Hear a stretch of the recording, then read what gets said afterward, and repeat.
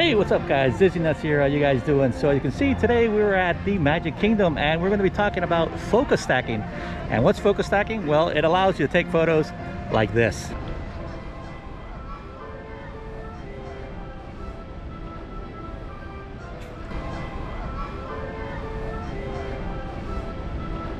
So let's go ahead and talk about focus stacking. Now this is actually doing something pretty cool that I rarely do, to be honest, because you can somewhat get away with it on Instagram. But let's say you want to blow up your photos to poster size and you would be able to get a really nice detail where everything is in focus. Now you guys know that when we open up the f-stop, which means lower the number, when we open up the iris, we get that really cool bokeh effect where one of the items that's in front is in focus and the stuff in the back is out of focus. And just the same thing the opposite. If we bring a higher number on the f-stop, means the iris closes on the lens and the stuff allows you to focus more that's in the image for landscape photography and stuff like that. But in this case, what happens if you have one item really close to the lens and a bunch of other stuff in the back, and you want to make sure that everything comes out in perfect focus? That's where focus stacking comes in. Of course, we're talking about stacking, we're talking about multiple photos, and what we're going to be doing is actually we're going to set up our camera, hopefully with a tripod, so that way we don't move. If not, it's okay, as long as we're doing it in the same spot. And make sure to move it as less as possible. And we're going to take 3 shots and we're going to be focusing on 3 different areas of the scene.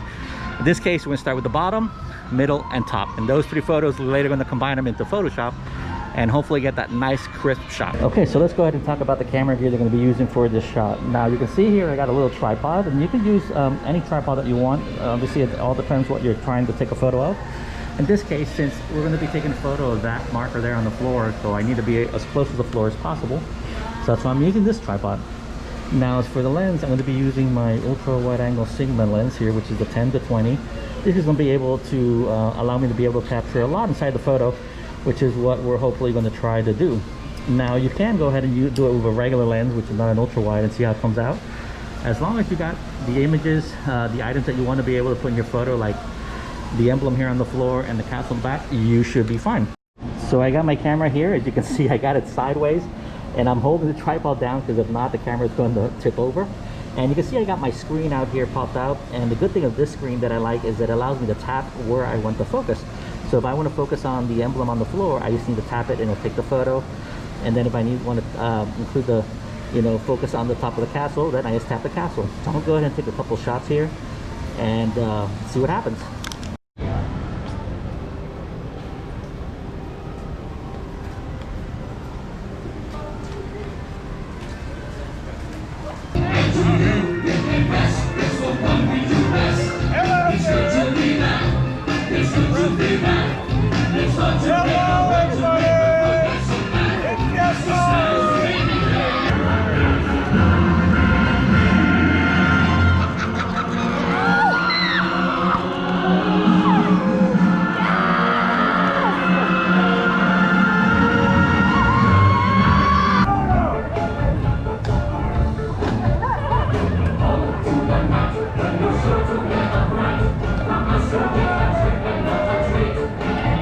Splash Mountain is another one of those shots that we're going to be taking, and we're going to be doing one shot first with the sign on the left, which is going to be in focus. We'll tap in the middle and then we'll tap on the side, for example here. So we're going to focus on this, and focus on this. Okay, let's go ahead and take those shots.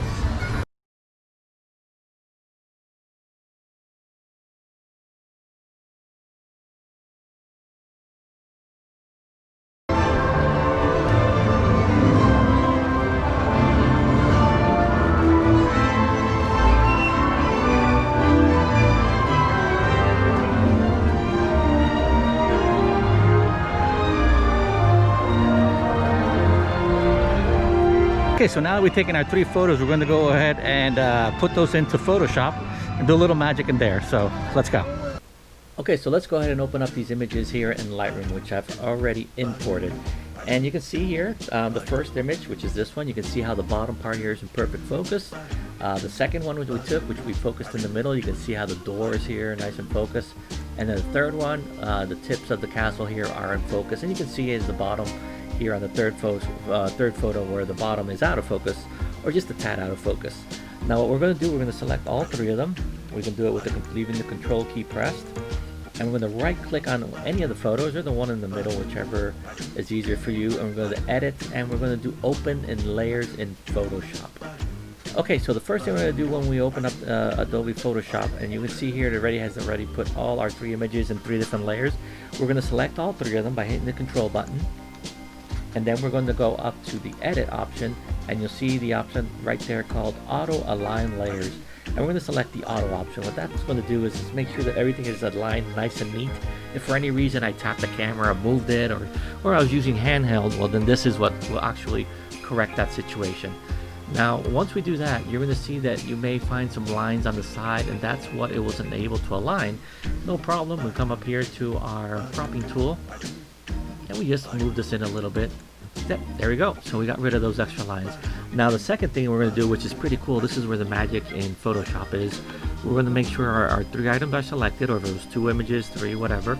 We're going to go then up to edit again, and there's an option right underneath it called auto blend, and we're going to select the second option, which is stack images. We're going to leave the other 2 options on as default, and we're going to hit OK. So what the program is going to do is actually go in and try to find the places on all 3 images which are in focus and present that, and it's going to automatically create the mask and everything for us, so we don't need to worry about having to mask stuff out manually. We can actually just let it do it automatically. And the cool thing also, it's actually going to create an extra layer with our final image.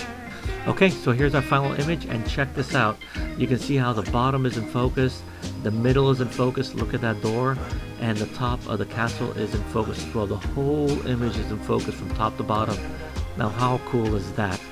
Now remember, this is something that I don't do a lot, because many of the photos that I post go to Instagram, and you can get away with a lot of stuff on Instagram since the size is so small. But if you are using something where you want to make it, you want to do a poster or something, you want to blow this up to something really big, and you want everything in focus, and that's what you would use this technique for. Now again, like I said, it created that additional image, but it also created all the masks for all the other 3. Like for example, I can go ahead and turn off these other ones, and you can see what the computer picked to be in focus, and this obviously was the top part, which is what we focused on. This was the middle one, which is what we focused on, and then obviously the last one was the bottom, which is what we focused on, and then the combination of all 3 is what makes that perfect image in focus, and this is the technique called focus stacking. Sid here from Magic Kingdom. Hopefully you enjoyed this tutorial of focus stacking, and hopefully you can apply this to your photos when you come here visit Walt Disney World on your next trip. Again, my name is Disney Nuts. If this is the first time watching these type of videos, I do tutorials of photographing stuff around the parks, as well as food reviews with the wife. So if you like what you saw and you want to see more, hit that subscribe button and bell to get notified to keep these videos flowing. So until then guys, stay awesome. See ya.